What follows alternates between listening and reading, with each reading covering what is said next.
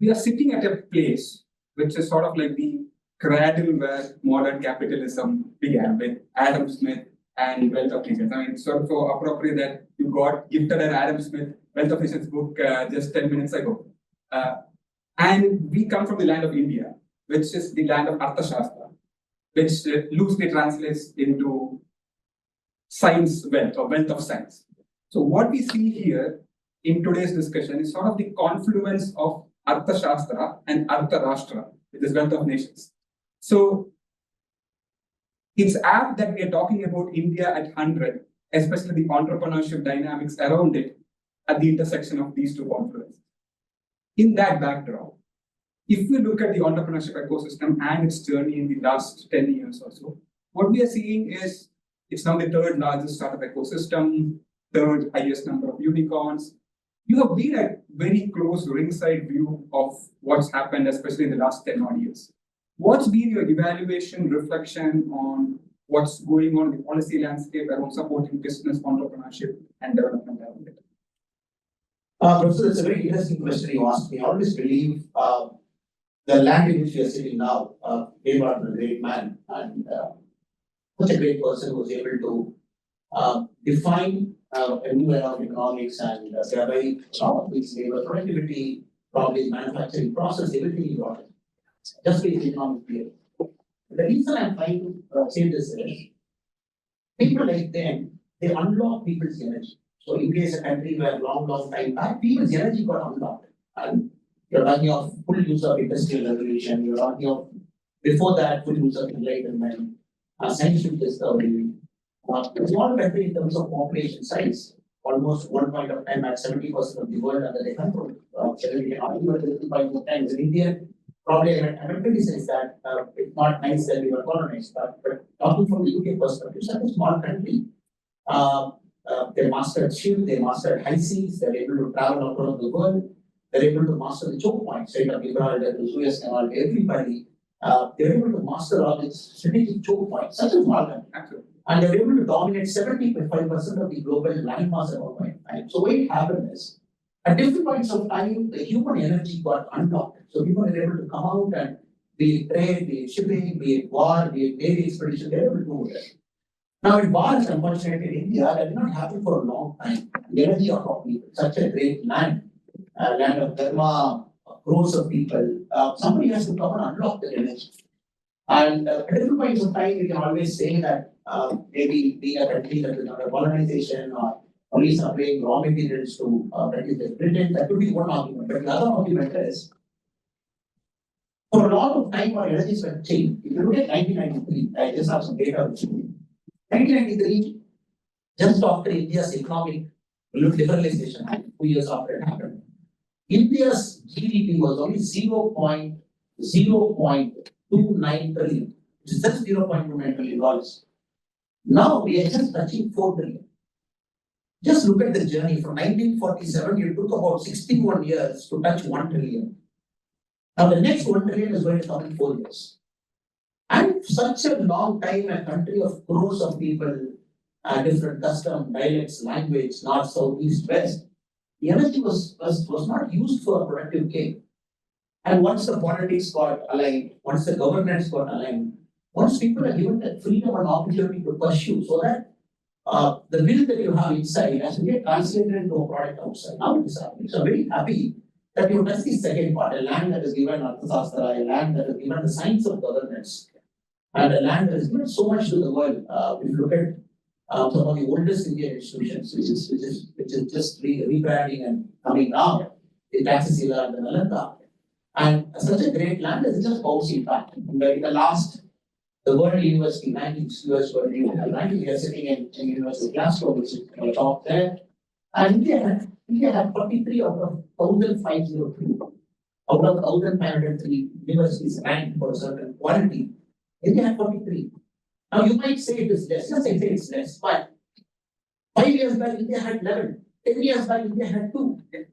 And you're looking at institutions like Glasgow, which is 600 years old, Oxford, where I am now, 1,000 years old, Cambridge. So all great institutions were able to channelize innovation, technology, people's energy. India is just getting there, just starting. And the second argument is, yes, you said, I always say where the future is. There is this very famous quote in ice hockey. Ice hockey, there is a great player called Greg Christie. And somebody asked him, how did you get so many ice hockey goals? He said, I never go where the puck is there. I always go where the puck will go.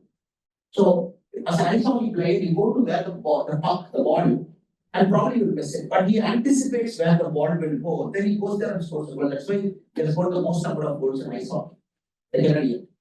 The same thing is happening to India. So you should not look at India where it is now. You should look at where India is going.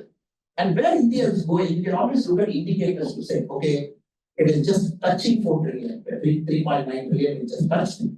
And probably the fifth largest economy just over the UK. And next year, India will overtake Germany. It will become the 4th largest economy. The year after, it will overtake Japan. It will become the 3rd largest economy. Then it's a race between US and China and India. So we are just there. And second, if you look at the growth projection, a country that is growing at 7%, probably the fastest growing nation of this size now. Unicorns registered 114, the third in the world. The US is at 865, second is China, third is India. You will not believe, sir, in the last 3 years, the number of startups in India that is registered is 32,000. 32,000 in the last 3 years.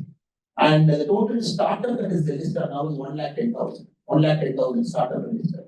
So these are all numbers that is showing where India is going. I'm not looking at where it is now. So the startup, the product, every 6 minutes in India, there is an IT patent getting registered. Intellectual patent, every 6 minutes there is one patent getting registered. So signs are good. Everything is coming together now. Governance is coming well, politics is coming well, sense of democracy is sitting well, accountability of politicians, politics, and people, everything is coming together. Also, now the research is taking off, universities are getting better, getting well funded. So I would say from 2 to 11 is a great start. 11 to 43 in the world university rankings is a great start. Probably will reach 100, it's a matter of time. So I would say India is all poised to take off. And merely look at such a people say, and UK the other day, I was telling, oh, you're just become the world's most populous country. Yes, I said yes. And there's nothing to be ashamed of. Yes, we are 142 crore. And there was a time when you say, oh, overpopulation, people look at you in a very different way. So many people. So here you look at countries very small, probably Norway, probably Sweden, Denmark, UK, but very small, doing extraordinarily well for a population of that size. India had this problem, I say, 20 years back, people looked at India's population very wrongly, pejoratively. And now I would very gladly say, yes, the median age of that population, which is 142 crore, is 28 years. Even in 2047, the median age will be 37 years. India will be the youngest country in the world. Even at 2047, India will be the youngest country in the world. So what is the potential that this country is having? So everything is coming at the right time. Young people and 380,000 people when they come to the UK, I go, but the school people come back. The next 5 years, and some people will stay here, they will do some work. And when the school people come back, and they're not going to sit quiet at their home, they're going to start something, they're going to get into the service sector, probably get into deep technology, they're going to do something. And look at the people returning back to the Now, reverse brain drain is happening. There was a time when some of the best and the talented, they went out to study, and probably they rightly or wrongly, they chose to stay in a country, which is their bad choice. Now, many of my friends believe my home country, when I go back, it has got all the potential to fulfill my dream. You're getting that confidence. So you can't stop somebody from going to UK. It's wherever the best education is there, they'll come. They find the best education in Glasgow, they come here. Nothing wrong with it. Now, as a country, how are we going to promise our young children sitting here? When you come back, the situation is conducive for you to do well. So now, for the very first time, maybe in my college, I never had that confidence. I thought probably India's going the other democracy way, corruption and everything. Now this generation is having that confidence. Yes, if I come back to my country, probably there is an opportunity for me to do well, start a business, make it $1 billion valuation, get into unicorn. So this is an intangible aspect of it. Yeah. Tangible aspect, you and me can talk about members, startups, IPOs. That is all tangible, you can measure, but intangible is that confidence. The confidence just doesn't come. Now it's coming. And it's a very young country. Also, it's a restless country. So everybody wants everything to happen tomorrow morning. So that is also nothing wrong, because the nature of youth is you got to be ambitious, you got to be idealistic. And the challenge for all of us as politicians, policymakers, people in government is to work faster. Now, people don't accept mediocrity now. The youngsters here sitting in this room and Indian youngsters back home, they are accepting mediocrity. They want the best thing, they want the best government standards, they want everything fast. And they don't want to wait for 2 weeks to register a company. They want to register a company 1 day like Singapore. Numbers have gone down. If you look at India, time taken to start a company, how many days it was. Now it has come down, but still our guys want, can I do it in 1 day? Can I do it in online? And even for birth certificate, why do you want me to go to a hospital? Can I do it in online? Can you just give me some technology tool? Probably an e-governance tool so that I get it. So it's right.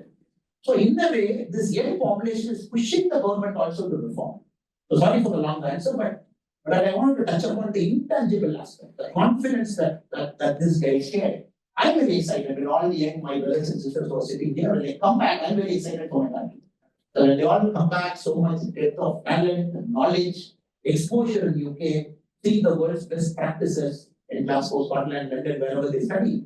When they come back to our country and they're going to be extremely smart. And that we are very excited.